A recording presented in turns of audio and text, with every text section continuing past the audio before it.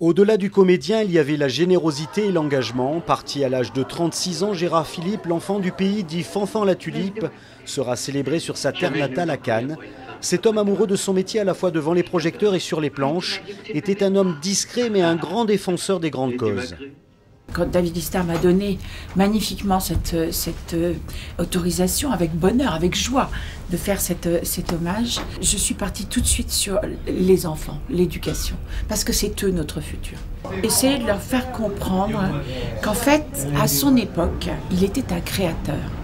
C'est-à-dire que, à leur époque, c'était l'époque de Picasso, c'était l'époque de Giacometti, c'était l'époque de Modigliani. Tous ces gens-là ont initié une manière d'envisager leur art, et mon père bien sûr en fait partie, qui reste encore aujourd'hui une influence pour les jeunes créateurs. C'est ça que je voudrais qu'ils comprennent. Aujourd'hui on a Mbappé. Mbappé, moi je l'adore, c'est un gars que j'adore. Si on pouvait comparer mon père à quelqu'un, pour moi, ce serait à Mbappé. Et avant c'était à Johnny. C'est-à-dire que ce sont des gens qui parlent au monde, ils sont universels. Ce ne sont pas Mbappé, on dit Mbappé, tout le monde sait qui c'est. Ben, mon père, c'était exactement la même chose. C'est ça que je voudrais qu'ils comprennent.